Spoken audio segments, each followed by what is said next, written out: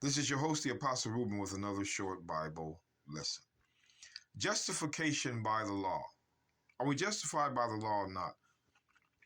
Because, brothers and sisters, the Christians, they have their couple of verses they like to go to, and then they self-interpret it.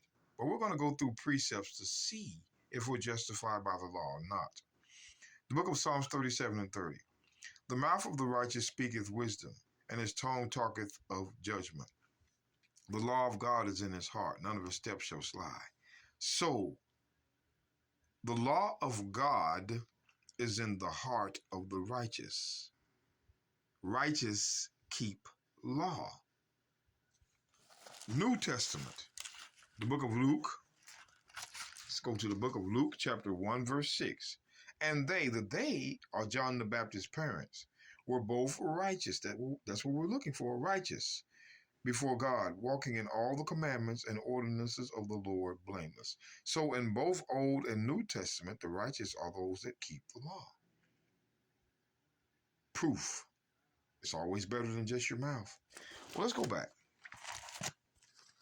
to the book of 1 Kings 8:32. It says this, Then hear thou in heaven. This is Solomon's prayer.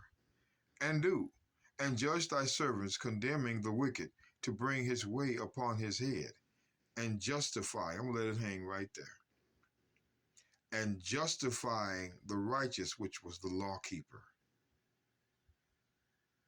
to give him according to his righteousness. God justifies the law keeper. It's right here. Justifying the righteous is justifying the law keeper. So you were justified by the law, according to this verse. Hold on now. Let's get the book of Psalms, chapter 111. Turn too far. Psalms 111. Let's hurry and get there. See, I turn the pages, brothers and sisters. I love doing it. Psalms 111, verse 10. The fear of the Lord is the beginning of wisdom. A good understanding have all they that do his commandments. His praise endureth forever. So the fear of the Lord, stop. What is the fear of the Lord? Let's drop down to Psalms 112 and 1. It's that easy. Praise ye the Lord. Blessed is the man that feareth the Lord. So how do we fear the Lord? That delighteth greatly in his commandments. So the fear of the Lord is to keep the law. That's why it says in Psalms 111, verse 10 again, the fear of the Lord, which is the keeping of the commandments, is the beginning of wisdom. You get your wisdom from keeping the law. Now, let's go back to Deuteronomy 4. Deuteronomy 4, because I like to put scriptures in combination. That's what I like to do. The book of Deuteronomy 4, verse 5.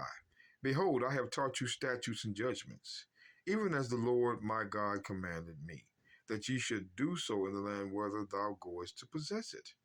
Therefore, keep therefore and do them, the statutes, the laws. Keep therefore and do them, for this is your wisdom. If you keep the law, it's your wisdom. That's where wisdom comes from, the law.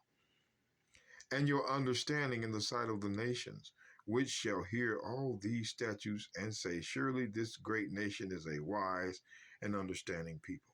So according to the Bible, brothers and sisters, wisdom comes from keeping the statutes.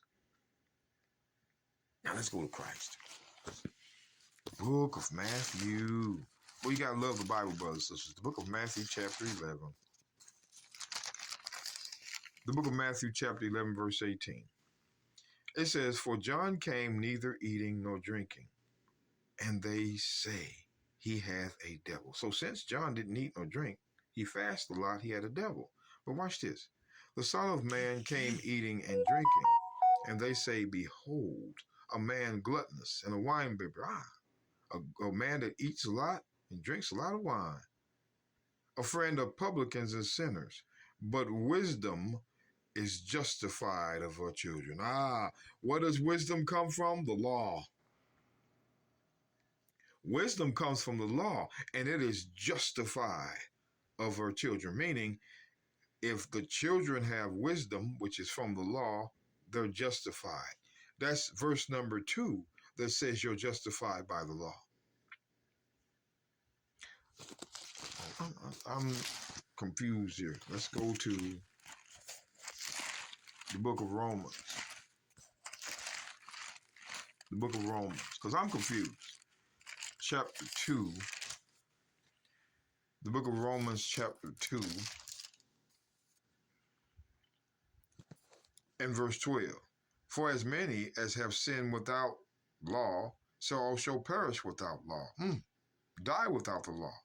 For as many as have sinned in the law shall be judged by the law. Verse 13. For not the hearers of the law are just before God, but the doers of the law shall be justified. Wait a minute. That's time number 3 that testifies that you're justified by the law. 3 times. For not the hearers of the law are just before God, but the doers of the law shall be justified. The doers of the law shall be justified. 3 times, 3 witnesses. But I want you to notice, for the hearers of the law, for not the hearers of the law are just before God, but the doers of the law shall be just. Justified just means just. So when we go back to the book of Ezekiel, chapter 18, verse 5. But if a man be just and do that which is lawful and right, that's the same thing Paul just wrote. A just man is a man that keeps the law. That's what a just man is. Again, verse 9, hath walked in my statutes and kept my judgments to deal truly. He is just, which is justified, you Christians. But somehow, some way, when we go to Galatians chapter 2, verse 16, knowing that a man is not justified by the works of the law. Come on now, wait a minute. I want to read this. 1 Corinthians 14:33. For God is not the author of confusion, but of peace, as in all churches of the saints. God is not, he's not the author of confusion. We just read 3 times that a man is justified by the law. But when we come here to Galatians 2:16, what's wrong with what happened? Knowing that a man is not justified by the works of the law, but by the faith of the Messiah Christ. Wait a minute.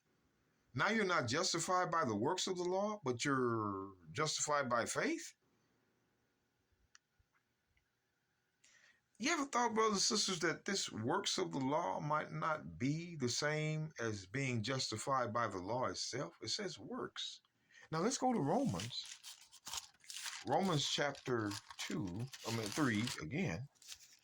Romans chapter 3, verse 27. Where is boasting then? It is excluded. By what law? Of works? See, there's that work. Nay, but by the law of faith. So one law dealt with faith, and the other dealt with works. That's 2 laws in this verse. And Christ himself said, again in Matthew 23:23, which these Christians avoid. We know they avoid it. Matthew 23, verse 23, warn to you scribes, Pharisees, hypocrites, for ye pay tithes of mint and anise and cumin, and have omitted the weightier matters, the heavy matters of the law, judgment, mercy, and faith. So there was a law that dealt with faith. So what do you think this means, brothers and sisters? When we go back to Galatians 2, knowing that a man is not justified by the works of the law, are these works of the law the same law that we just read 3 times that you're justified by? Or are these works of the law the temple and animal sacrifice? Now, you could not be justified by the blood of a bull and goat, but you could be justified by the 10 commandments, as we read 3 times. The Christians are using this verse because you see works of the law, and they're stemming the works as the 10 commandments, the temple, all 613. No. The works of the law are not the same as the 10. You're justified by the law itself, not by the works of the temple, which were the works of the law. These Christians have confused people with this verse long enough. It's time to clear it out.